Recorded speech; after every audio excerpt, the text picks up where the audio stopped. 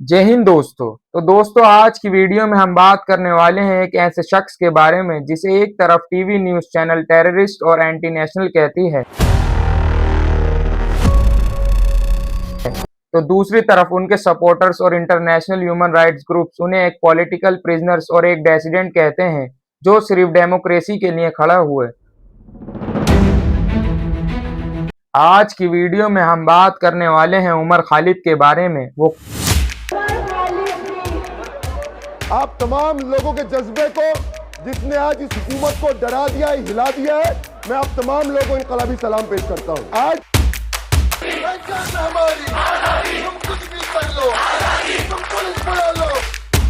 वो कौन है, उनके माता पिता कौन है, उनकी बर्थ कहाँ हुई, उनकी पढ़ाई से लेकर जेएनयू पॉलिटिक्स तक का सफर, और सबसे बड़ा सवाल, आज वो तिहाड़ जेल में क्यों है? क्या सच में वो दिल्ली राइट्स के मास्टरमाइंड थे या सिर्फ एक स्केपगोट जिसे चुप कराने के लिए जेल में डाल दिया गया हो? आज की वीडियो में हम फैक्ट्स और इवेंट्स को एक टाइमलाइन में रखेंगे बिना किसी बाइस के, तो एंड तक जरूर देखिएगा। आज की कहानी सिर्फ एक इंसान की कहानी नहीं, बल्कि आज की इंडिया में आवाज उठाने की कहानी है। सबसे पहले बात करते हैं उमर खालिद की पैदाइश और उनकी अपब्रिंगिंग की। उमर खालिद का जन्म 11 अगस्त 1987 को दिल्ली के जामिया नगर एरिया में हुआ था। ये एक मुस्लिम मेजोरिटी एरिया है साउथ ईस्ट दिल्ली में। बचपन से ही उन्हें देखने मिला कि उनके समाज के लोगों को कैसे मार्जिनलाइज किया जा रहा है और कैसे उन पर ऑपरेशन होते हैं। ये चीज़ें किसी भी सेंसिटिव इंसान को डीपली इम्पैक्ट करती हैं। लेकिन उनकी फैमिली कोई ऑर्डिनरी फैमिली नहीं थी। उनके पिता का नाम है सैयद कासिम रसूल इलियास, जिन्हें एसक्यूआर इलियास के नाम से भी जाना जाता है। उनके पिता महाराष्ट्र से हैं और वो पेशे से एक डॉक्टर हैं। पॉलिटिकल सर्कल में वो वेलफेयर पार्टी ऑफ इंडिया के नेशनल प्रेसिडेंट थे। उन पर एक लेबल भी लगता रहा है कि वो student Islamic movement of India यानी SIMI का हिस्सा रहे हैं, जो एक बैंड ऑर्गेनाइजेशन है। लेकिन उन्होंने कहा है कि वो 1985 में ही SIMI छोड़ चुके थे। दूसरी तरफ उमर खालिद की माता हैं डॉक्टर सबिहा खानम। उनके बैकग्राउंड वेस्टर्न उत्तर प्रदेश से है। वो भी एक डॉक्टर थीं, लेकिन बाद में उन्होंने एक बुटीक शुरू कर दिया। उमर खालिद के पेरेंट्स एक ऐसे कपल हैं जिनके पास नॉलेज भी है और पॉलिटिकल बैकग्राउंड भी।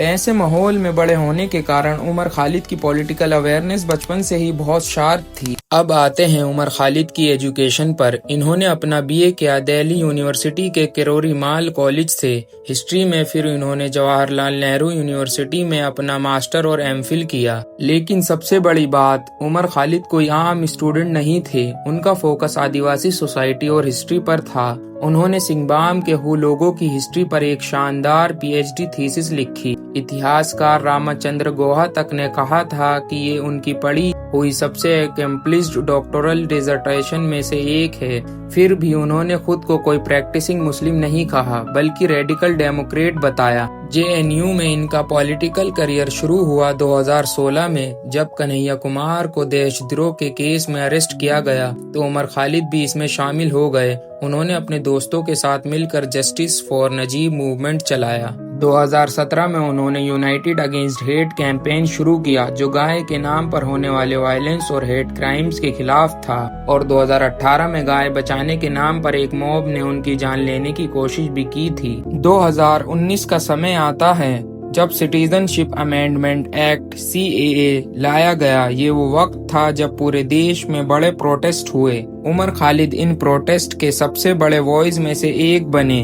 उनकी एक स्पीच बहुत वायरल हुई थी जिसमें उन्होंने कहा था, हिंसा का जवाब हिंसा से नहीं देंगे, हम नफरत का जवाब नफरत से नहीं देंगे। अगर वो नफरतें फैलाएंगे तो हम उसका जवाब प्यार से देंगे। वो मोदी सरकार की पॉलिसीज को स्ट्रांगली क्रिटिसाइज कर रहे थे और उन्हें ब्रिटिश से कंपेयर कर रहे थे, जो लोगों में डिवाइड क्रिएट करते थे। लेकिन गवर्नमेंट का रिएक्शन क्या था? बीजेपी के social media head Amit Malviya ने एक वीडियो डाला और सवाल किया, क्या दिल्ली में वायलेंस पहले से प्लान किया गया था? ये सवाल धीरे धीरे एक स्टेटमेंट बन गया और न्यूज चैनल्स पर उमर खालिद को ही दिल्ली वायलेंस का मास्टरमाइंड कहना शुरू कर दिया गया। फरवरी 2020 में जब US president Donald Trump India आ रहे थे, दिल्ली के नॉर्थ ईस्ट में भयानक राइट्स हुए। 53 लोग मरे, जिसमें ज्यादातर मुस्लिम थे। अब यहाँ सबसे बड़ा ट्विस्ट आता है। जब राइट्स हुए, उमर खालिद दिल्ली में नहीं थे। वो बिहार में एक प्रोटेस्ट में थे, लेकिन दिल्ली पुलिस ने उन पर UAPA unlawful activities prevention act के तहत मामला दर्ज किया। उन्हें लार्जर कंस्पिरेसी और रिमोट सुपरवाइजर कहा गया। पुलिस के पास कोई सॉलिड CCTV फुटेज या डायरेक्ट एविडेंस नहीं था। उन्होंने सिर्फ कुछ गवाहों के बयान का इस्तेमाल किया। लीगल एक्सपर्ट्स और सुप्रीम कोर्ट के रिटायर्ड जजेस ने भी कहा कि इनके खिलाफ टेररिज्म चार्ज लगाना बिल्कुल गलत और एविडेंस वीक है। फिर भी सितंबर 2020 में उमर खालिद को अरेस्ट कर लिया गया। आज तक बिना किसी ट्रायल के वो लगातार जेल में हैं। उनकी बेल हर बार रिजेक्ट की जाती रही है। सुप्रीम कोर्ट ने जनवरी 2026 में भी उनकी बेल डिनाई की है और कोर्ट के बाहर जुलाई 2026 में भी उनकी नई बेल एप्लीकेशन रिजेक्ट की गई है। आज उमर खालिद तिहाड़ जेल में 6 साल से ज्यादा काट चुके हैं, बिना किसी कन्विक्शन सजा के। वो किसी कन्विक्टेड क्रिमिनल की तरह नहीं, एक अंडर ट्रायल प्रिजनर की तरह है। उनकी लाइफ पार्टनर बानो ज्योतिष्ना लहिरी उनसे तिहाड़ में मिलती हैं। एक गिलास पार्टीशन के आर पार वो उन्हें बुक्स भेजती हैं और कहा जाता है कि उमर खालिद ने जेल में 200 से ज्यादा बुक पढ़ ली हैं।